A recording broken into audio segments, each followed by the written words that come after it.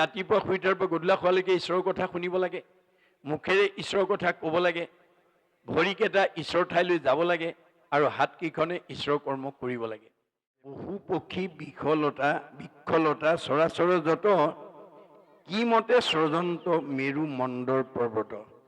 যে ভগৱন্তই এই পশু পক্ষী বৃক্ষলতাবিলাক স্বৰ অস্বৰ সকলোবিলাক কেনেকৈ স্ৰজন কৰিছে আৰু মেৰু মণ্ডৰ পৰ্বতবিলাক কেনেকৈ সৃষ্টি কৰিছে, যেন মতে ব্ৰহ্মাণ্ডক কৰন্ত নিৰ্মাণ, এই ব্ৰহ্মাণ্ডখন তেওঁ কেনেকৈ নিৰ্মাণ কৰিছে, অহিও সাক্ষাতো তুমি ঋষি সৰ্বজান। তুমি সকলো জানা, গতিকে মোক এই কথাখিনি কোৱা। কোনে ধৰি আছে শশা গৰা বসুমতী, কি কাৰণে পৃথিৱী নজান্ত অধোগতি। যে এই শশাগৰা বসুমতীখন কোনে ধৰি আছে আৰু কি কাৰণে এওঁ তললৈ গুচি নাযায়, কিবা হেতু লৰৈ ইটো পৃথিৱী মণ্ডল, আৰু কেতিয়াবা এই পৃথিৱীখন কিয় লৰচৰ হয়।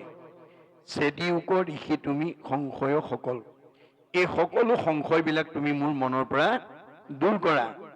শোক নিগদতি ধন্য অভিমন্য সুত, সুধিলাহা কথা এইটো পৰম গুপুত। যে তুমি ধন্যবাদৰ পত্ৰ, যে তুমি বহুত মানে গুপুত কথা তুমি মোৰ পৰা জানিব বিচাৰিছা। এতিয়া আমি সদায় এই পদৰ পৰা এটা কথা গুৰুত্ব দিব লাগিব, যে আমি কিবা কথা জানিব বিচাৰিলে বা আমি কিবা কথা কাৰোবাক ক'লে আমি সাৱধান হ'ব লাগে, যে আমাৰ কোৱা কথাটোৱে যাতে আনৰ অপকাৰ হ'ব নালাগে। আমি সোধা প্ৰশ্নটোৰ উত্তৰ দিবলৈ গ'লে আনৰ যাতে ক্ষতি হ'ব নালাগে, কাৰণ আমাৰ শব্দবিলাক ব্ৰহ্ম, বাক্যবিলাক ব্ৰহ্ম, ইয়াৰ বিনাশ নাই। সেইকাৰণে আপোনালোকে জানে ভগৱন্ত যুগে যুগে অৱতাৰ হৈ আছে, হৈ থাকিব, আৰু কিয় হয় তাৰ ওপৰত তেওঁ কৈ থৈ গৈছে যে আমাৰ অপপ্ৰঞ্চে প্ৰপঞ্চে অৱতৰণং অৱতাৰ। অপপ্ৰঞ্চৰ পৰা এই প্ৰপঞ্চ মানে মায়াময় সংসাৰলৈ নামি অহা অৱস্থাটোকে অৱতাৰবাদ বুলি কয়। যে এই অৱতাৰ তেওঁ প্ৰধানকৈ চাৰিটা ৰূপত লয়। পূৰ্ণ অৱতাৰ, অংশ অৱতাৰ, কলা অৱতাৰ, বিভূতি অৱতাৰ। যেতিয়া 100 ভাগৰ 100 মহিমাযুক্ত হৈ পৃথিৱীলৈ আহিব লগা হয় তাক কয় পূৰ্ণ অৱতাৰ। যেতিয়া 4 ভাগৰ 1 অংশ মহিমাযুক্ত হৈ আহে তাক কয় অংশ অৱতাৰ, আৰু যেতিয়া 16 ভাগৰ 1 অংশ মহিমাযুক্ত হৈ আহে তাক কয় কলা অৱতাৰ, আৰু যেতিয়া 100 ভাগৰ 1 অংশ মহিমাযুক্ত হৈ আহে তাক কয় বিভূতি অৱতাৰ। প্ৰধানকৈ এই চাৰিটা ৰূপত তেওঁ অৱতৰিত হয়।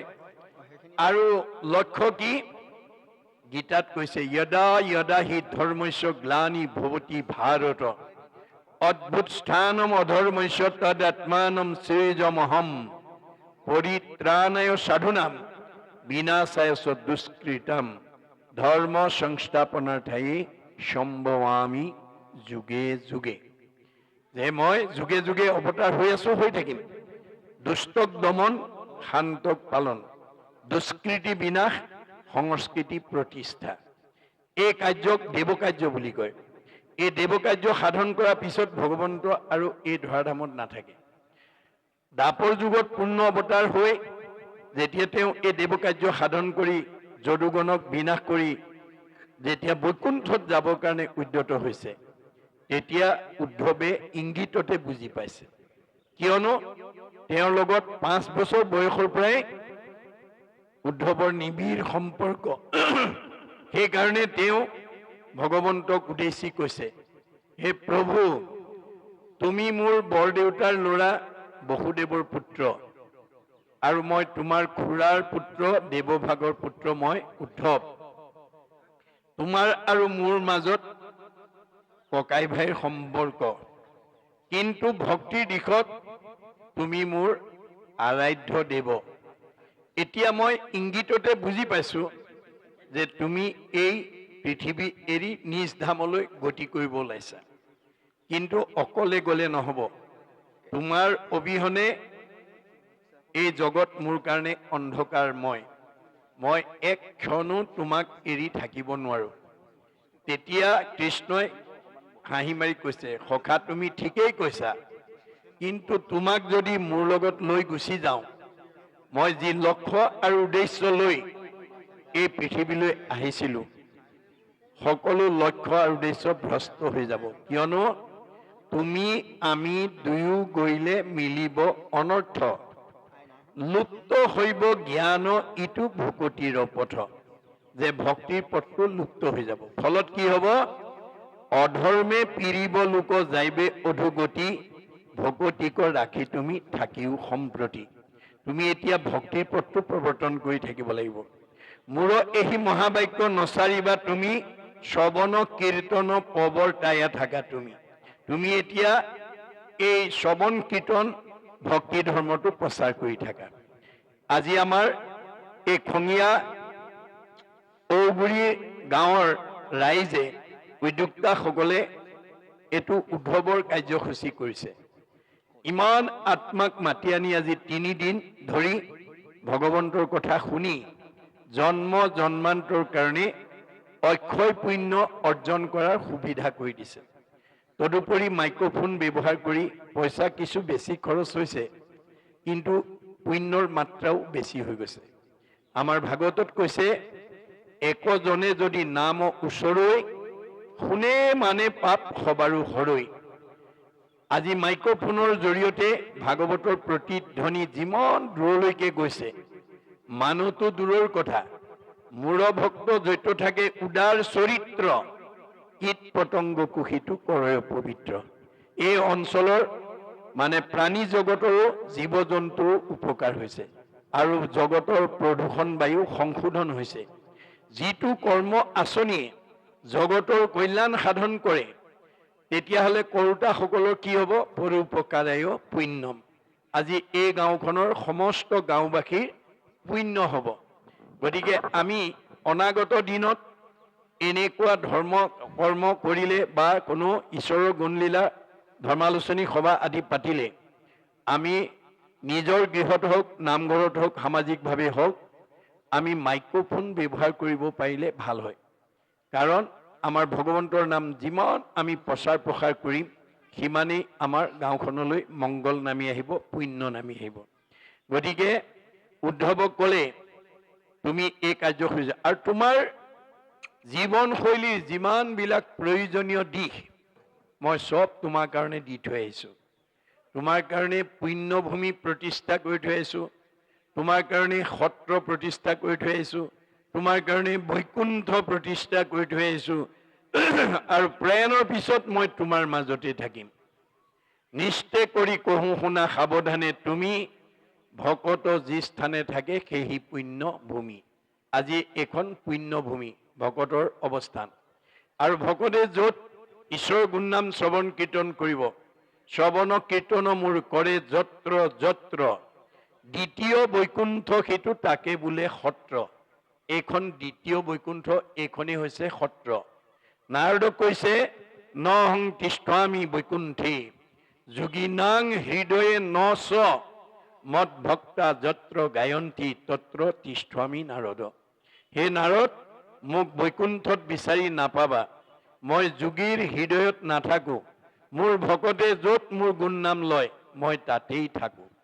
এইটো কেৱল হিন্দু দৰ্শনেই নহয়, বাইবেলতো কৈছে, হুৱেৰ টু অৰ মোৰ এছেম্বল, যি ঠাইত 2জন বা তাতকৈ অধিক মানুহ গোট খায়, ইন মাই নেম, মোৰ নাম লয়, আই এম দেয়াৰ, মই তাতেই থাকো।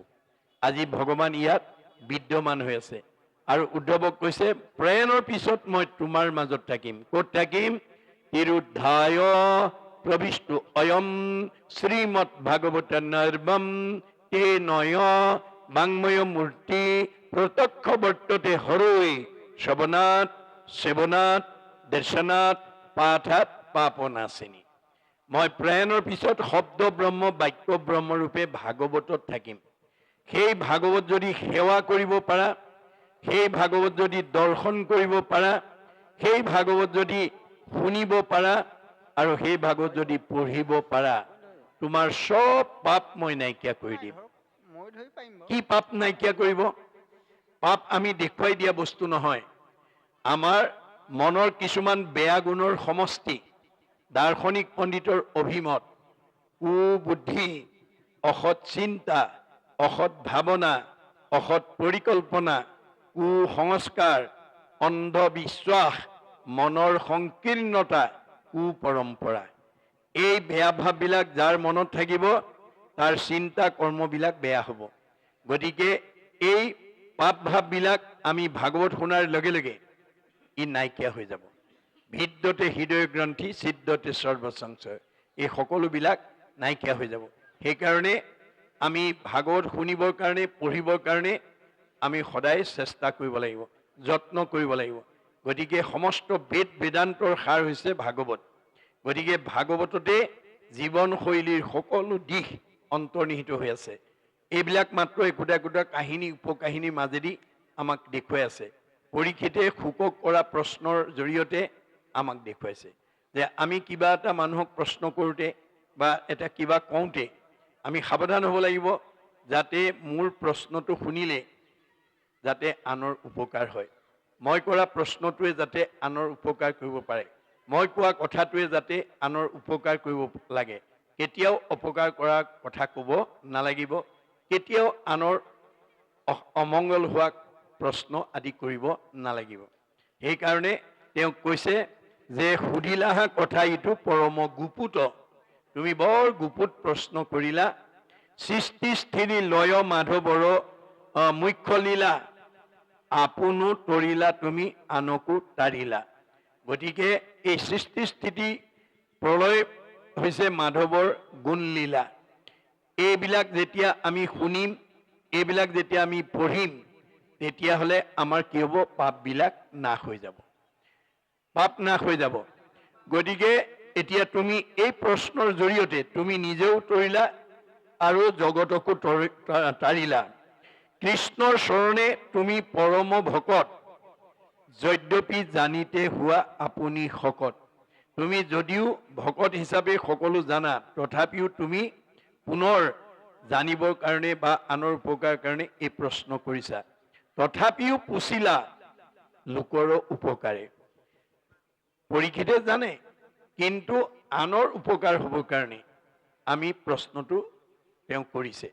যে আপুনিও কেতিয়াবা দেখিছে যে লগৰ বন্ধু বান্ধৱেই হওক বা কোনো এখন সমাজেই হওক, কোনো এটা অনুষ্ঠান প্ৰতিষ্ঠান বিপদগামী হৈছে, তেতিয়া আপুনি তাক শুদ্ধ পথলৈ আনিবৰ কাৰণে প্ৰয়োজন হ'লে প্ৰশ্ন উত্থাপন কৰি যাতে তেওঁলোকৰ ভুলবিলাক আমি সংশোধন কৰি দিব পাৰোঁ, অনুষ্ঠানটো যাতে আমি সজীৱ কৰি ৰাখিব পাৰোঁ, তাৰ কাৰণে আমি গুৰুত্ব দিব লাগিব।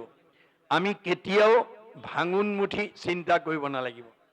আমি সদায় কনষ্ট্ৰাকটিভ, গঠনমুখী চিন্তাত আমাক ভগৱানে দিয়া প্ৰতিভাবিলাক আমি প্ৰয়োগ কৰিব লাগিব। গতিকে আমাক ভগৱন্তই সকলোকে দম গুণ দিছে।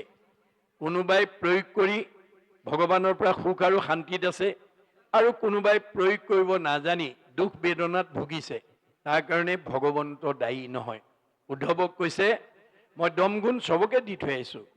কৰ্ণে শুনা কৃষ্ণ কথা, মুখে বোলা ৰাম, যিটো হস্ত দুই মাত্ৰ মূৰে কৰে কাম, মূৰৰ উপচিন্তনত মনে কৰে শ্ৰম, জানিবা উদ্ধৱ বন্ধু তাকে বোলে দম।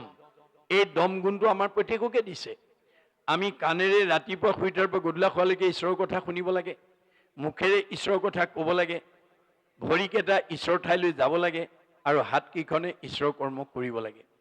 মই আৰম্ভণিটো কৈছোঁ, আকৌ প্ৰসংগত কৈছোঁ, আপোনালোকৰ এইখন গাঁৱৰ যুৱক যুৱতী আই বাপৰ এই 3টা দিনত অক্ষয় পুণ্য অৰ্জন কৰা এটা সৌভাগ্য আহিছে।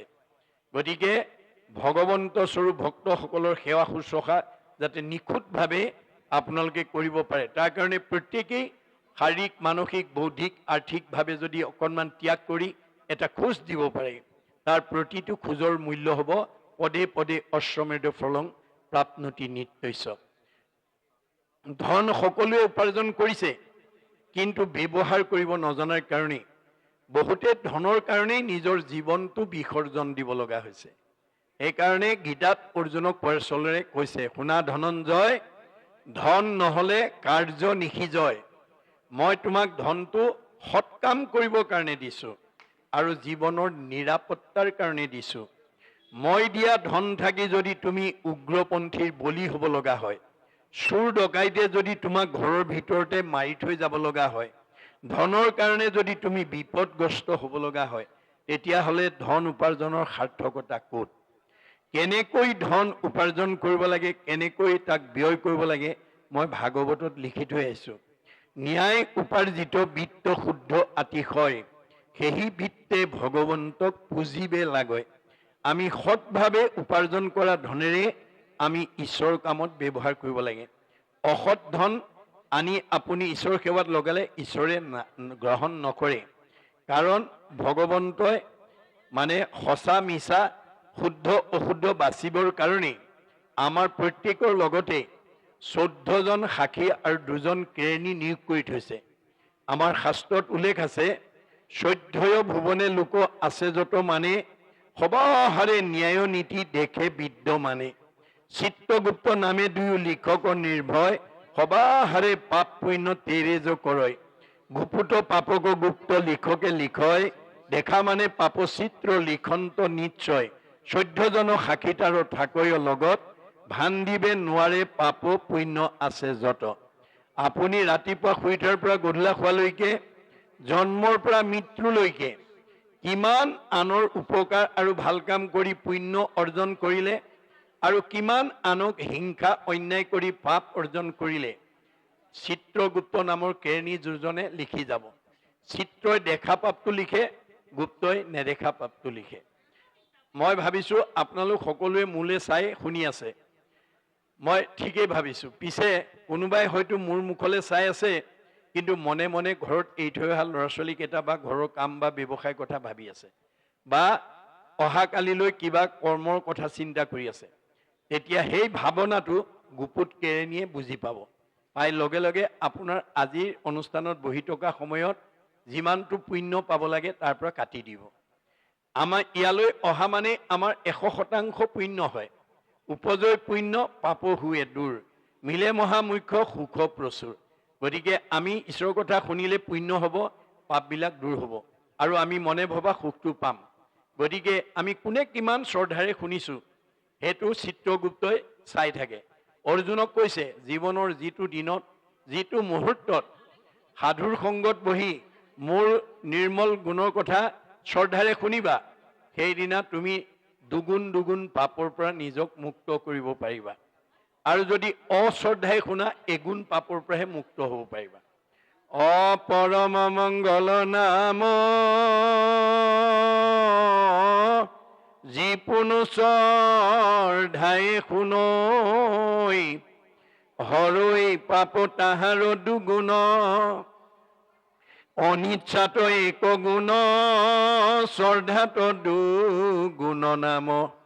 এই মতে বুজিবা অৰ্জুন, যে আমি যিমান শ্ৰদ্ধাৰে শুনিম আমি দুগুণ পাপ নাইকিয়া কৰিব পাৰিম। যদি অন্য মনস্ক হৈ শুনো, তেতিয়াহ'লে এগুণ পাপৰ পৰাহে আমি মুক্ত হ'ব পাৰিম। বাস্তৱত যদি আপোনালোকে চায়, ইতিমধ্যে 10ম শ্ৰেণী মেট্ৰিক পৰীক্ষা হৈ গৈছে, হাই ছেকেণ্ডেৰী পৰীক্ষা হৈ গৈছে। একেখন স্কুলৰে 10ম মানৰ ছাত্ৰ, একেকেইজন মাষ্টৰে পঢ়োৱা একেখন প্ৰশ্নৰে উত্তৰ লিখি ফলাফল বেলেগ বেলেগ। স্কুল একেখনেই, শ্ৰেণী একেটাই, পঢ়োৱা মাষ্টৰ একেকেইজনেই, প্ৰশ্ন কাকত একেখনেই, কিন্তু ফলাফল বেলেগ বেলেগ। কিছুমান ছাত্ৰই সেইখন প্ৰশ্ন লিখি ষ্টেণ্ড মাৰ্ক পায়, কিছুমানে ডিষ্টিংশ্যন মাৰ্ক পায়, কিছুমানে ষ্টাৰ পায়, কিছুমানে লেটাৰ, কোনোবাই ফাৰ্ষ্ট ডিভিজন, কোনোবাই ছেকেণ্ড ডিভিজন, কোনোবাই থাৰ্ড ডিভিজন, কোনোবাই ফেইল কৰে। ৰহস্য ক'ত? এই ৰহস্য ভেদ কৰিবৰ কাৰণে আমাৰ ছাত্ৰ ছাত্ৰী সকলো ভাগৱত শুনিবলৈ আহিব লাগে। আমাৰ দাৰ্শনিক পণ্ডিতে কৈছে, মোৰ ইউ ৰিড, মোৰ ইউ লাৰ্ণ। যি ছাত্ৰই বেছি পঢ়িব সি বেছি জ্ঞান আয়ত্ত কৰিব। মধ্যম পঢ়াজনে মধ্যম জ্ঞান আয়ত্ত কৰিব আৰু কম পঢ়াজনে কম জ্ঞান আয়ত্ত কৰিব। তেওঁ অধ্যয়নৰ ওপৰতেই ফলাফলটো নিৰ্ভৰ কৰিব। সেইকাৰণে নীতি বচনত কৈছে ছাত্ৰানাং অধ্যয়নং তপ। আমাৰ ছাত্ৰ জীৱনত অধ্যয়নেই আমাৰ তপস্যা ৰূপে ল'ব লাগে। গতিকে আমাৰ ভাগৱত বা ভাগৱতৰ মাজেদি আমাৰ জীৱনশৈলীৰ সকলো দিশবিলাকৰ কথা আমি কৈ আছে। গতিকে আমি সেই অনুপাতে আমি কাম কৰিব লাগিব। আৰু এই পাপ পুণ্যৰ টোপোলাটো আমি কোনদিনা লৈ যাম? যিদিনাখন আমাৰ কাল নামৰ সাপটোৱে শেষ খুঁটটো মাৰিব। আমাৰ কাল নামৰ সাপটো প্ৰত্যেকৰ পিঠিত চুপ লৈ আছে বুলি ভাগৱতে কৈছে। কাল সৰ্পে চুম্পিয়া আশ্ৰয় পৃষ্ঠ ভাগে, চেগচাই কোনোদিনা ধৰিবেকৰ ৰাগে, কোনোমতে নৰৱে নেৰাৱে টানৰ হাত, কৃষ্ণত ভকতি যেবে নকৰে সাক্ষাৎ। আজিৰ দৰে যদি আমি কৃষ্ণ কথা নুশুনো, নকওঁ, নাগাওঁ, তে আমি কোনেও কাল নামৰ সাপটোৰ পৰা নিজক উদ্ধাৰ কৰিব নোৱাৰিম। গতিকে আমাৰ এই ভগৱন্তৰ কথা আমি শুনিব লাগিব। আৰু সেইদিনা আমি যিমান পকা ঘৰ বনালোঁ, গাড়ী মটৰ কিনিলোঁ, মাটি সম্পত্তি ল'লোঁ, চববিলাক ইয়াত এৰি থৈ যাব লাগিব। পুত্ৰ ভাৰ্যা ঐশ্বৰ্য থাকিব ঐতে পৰি, পাপ পুণ্য দুই যাব লগত সত্তৰি। কিন্তু পাপ আৰু পুণ্য আমাৰ লগত যাব। আমি যিমান ধন টকা পইচা সম্পত্তি ঘটিলোঁ চব এৰি থৈ যাম, কিন্তু পাপ পুণ্য দুটা লৈ যাব লাগিব। মনত ৰাখিব দেই, অসীম কৰ্মবিন্ধৰ ভিতৰত পাপ পুণ্য হ'ল আটাইতকৈ মুখ্যতম কৰ্মবন্ধ। এই দুটা আমাৰ যাওঁতেও লৈ যাওঁ আৰু আহোঁতেও লৈ আহোঁ। যাওঁতে তলফালে লাগি যায়, আহোঁতে ওপৰ ফালে লাগি আহে। সেইকাৰণে ভাগৱতত কৈছে পুত্ৰ ভাৰ্যা ঐশ্বৰ্য থাকিব ঐতে, পাপ পুণ্য দুই যাব লগত সত্তৰি। পাপ পুণ্য দুটা পিছত গৈ থাকিব।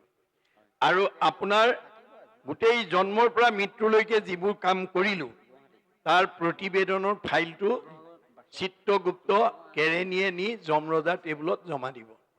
আৰু তাৰ লগত কোন যাব? আমাৰ এই 24 তত্ত্বৰ দৃশ্যমান দেহটো ইয়াতে পৰি থাকিব, মাটিত পৰি থাকিব। কাষ্ঠ যেন থাকিবেকো মাটিতো পৰিয়া। আমাৰ নামধাৰী দেহটো কাঠপৰাদি পৰি থাকিব। ইয়াৰ পৰা এটা নতুন দেহ ওলাই যাব, তাক সূক্ষ্ম দেহ বা লিংগ দেহ বুলি কৈছে ভাগৱতে। ইংৰাজীত কৈছে ডিজায়াৰ বডি, বাসনা কঢ়িয়াই নিয়া দেহ। এইটো আনচিন, ইয়াক চকুৰে দেখা নাপায়। এতিয়া একাদশ ইন্দ্ৰিয় আৰু 5টা বিষয় লিংগ দেহ বুলি তাকো জানিবা নিশ্চয়। এই 16টা তত্ত্বৰ দেহটোকে লিংগ দেহ বা সূক্ষ্ম দেহ বুলি কৈছে। গতিকে এই দেহৰ লগত আমাৰ গোটেই জন্মৰ পৰা মৃত্যুলৈকে কৰা কৰ্মৰ খতিয়ানৰ প্ৰতিবেদনৰ ফাইলটো নি যমৰজাৰ টেবুলত জমা দিব। যমৰজাই খুলি জমা খৰচ উলিয়াব। জমা মানে পুণ্য, খৰচ মানে পাপ। যদি পুণ্যৰ টোপোলা বেছি হয়, আপগ্ৰেড, ওপৰলৈ যাব। আজি আপুনি য'ত আছে তাতকৈ বহুত ওপৰত জন্ম ল'ব লাগিব আৰু সুখ ভোগৰ কাৰণে আহিব লাগিব। আৰু যদি আপোনাৰ পাপৰ টোপোলাটো বেছি হয়, তেতিয়াহ'লে ডিগ্ৰেড, তললৈ যাব লাগিব, অধোগতি। এতিয়া য'ত আছে তাতকৈ নিজ যোনিত জন্মগ্ৰহণ কৰি, নিজ ঠাইত জন্মগ্ৰহণ কৰি শাস্তি ভুগিবৰ কাৰণে আহিব লাগিব।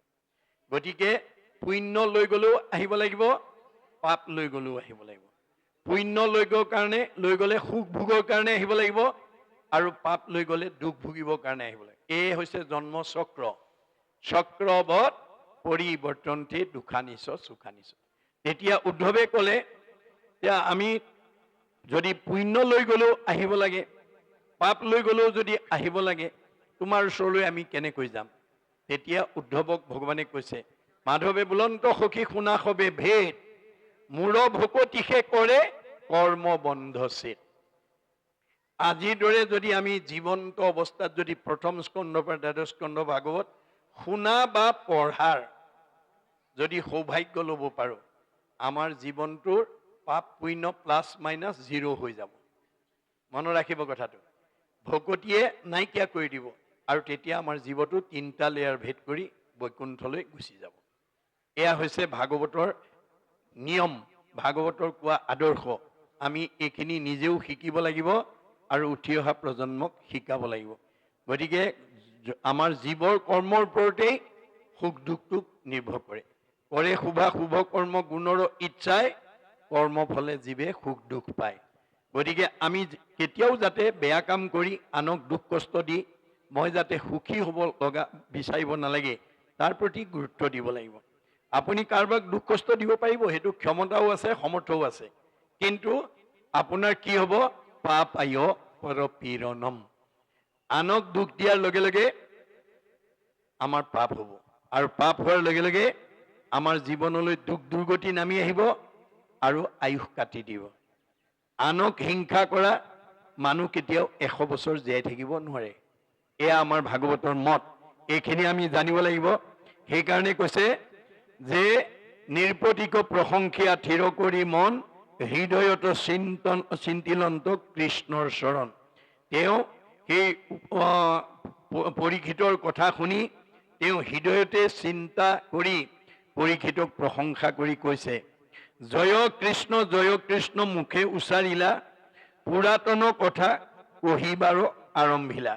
এতিয়া পুৰণি কথা ক'বৰ কাৰণে তেওঁ আৰম্ভ কৰিছে। কহিবো নিৰ্পতি সৃষ্টি লীলা কথা পাছে, শুনা যেন মতে বহুমতি ৰহি আছে। যে সৃষ্টিৰ যি লীলা, এই কথা তোমাক মই কম, তুমি শুনিবা। কেনেকৈ পৃথিৱীখন ৰৈ আছে, ওপৰলৈ বা তললৈ বহি যোৱা নাই কিয়, এই বিষয়ে মই তোমাক কম, শুনা। পৃথিৱীৰ অধসাটো পাতালৰ তলে, ব্ৰহ্মাণ্ডকো বেৰিয়া কেৱলে আছে জলে। যে আমাৰ পৃথিৱীৰ তলত 7 পাতাল আছে, ইয়াক পানীৰে ভৰি আছে।